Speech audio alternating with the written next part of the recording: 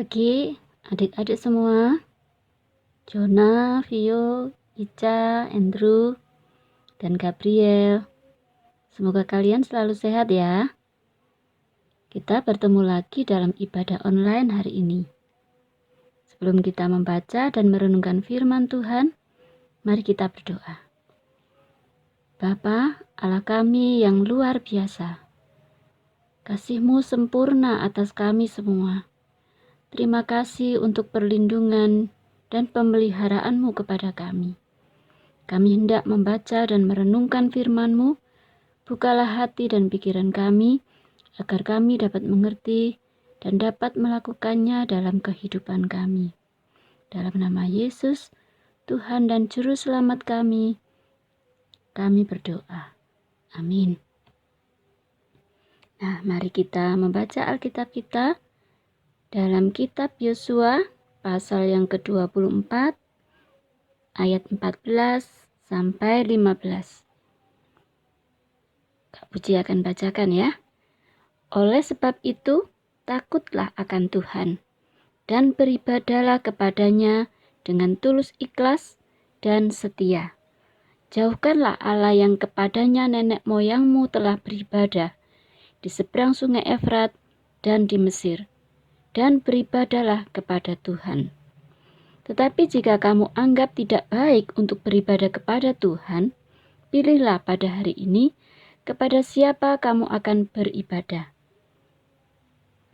Allah yang kepadanya nenek moyangmu beribadah di seberang sungai Efrat, atau Allah orang Amori yang negerinya kamu diami ini. Tetapi aku dan seisi rumahku, kami akan beribadah kepada Tuhan. Dua ayat ini adik-adik adalah perkataan Yosua di masa tuanya yang disampaikan kepada bangsa Israel. Bangsa Israel telah mengalami begitu banyak sekali pertolongan Tuhan. Mulai keluar dari Mesir, perjalanan menuju Kanaan, mereka telah mengalahkan bangsa-bangsa yang menghalangi mereka, dan Tuhan juga telah memelihara mereka selama perjalanan. Dan saat memasuki tanah Kanaan yang dijanjikan Tuhan, Tuhanlah yang menolong mereka. Tetapi ketika mereka sudah menduduki Kanaan dan menikmati hasil kekayaan tanah Kanaan, banyak sekali orang yang tidak lagi menyembah Tuhan. Padahal Tuhanlah yang menyelamatkan mereka. Mereka malah memilih untuk menyembah Allah-Allah lain. Mereka telah membuat keputusan yang salah.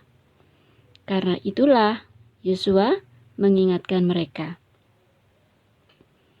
Setiap manusia memang memiliki hak asasi yang tidak boleh diganggu oleh orang lain.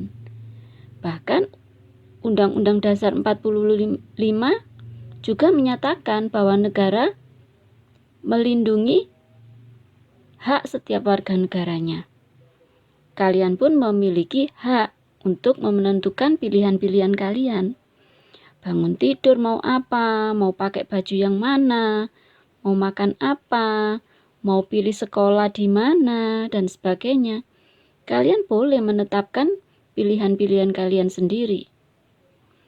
Namun, kita juga harus tahu bahwa setiap pilihan kita memiliki konsekuensinya. Jika kalian menggunakan waktu hanya untuk bermain misalnya, maka nilai kalian akan jeblok.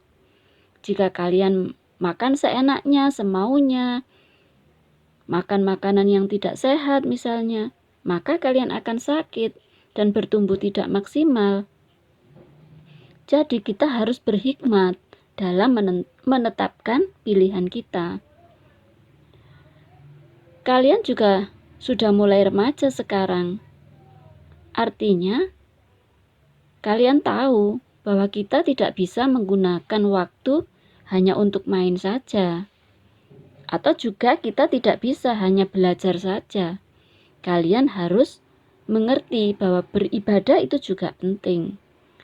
Kita tidak boleh menggunakan waktu hanya untuk kesenangan dan kesibukan kita. kita harus belajar mengenal lebih dalam Tuhan yang kita sembah. Dengan beribadah, membaca Alkitab, dan merenungkannya, kita akan semakin mengenal siapa Tuhan yang kita sembah. Siapakah Tuhan itu yang tiap-tiap hari memelihara kita, melindungi kita, dan menolong kita? Inilah yang dinamakan pilihan yang bertanggung jawab.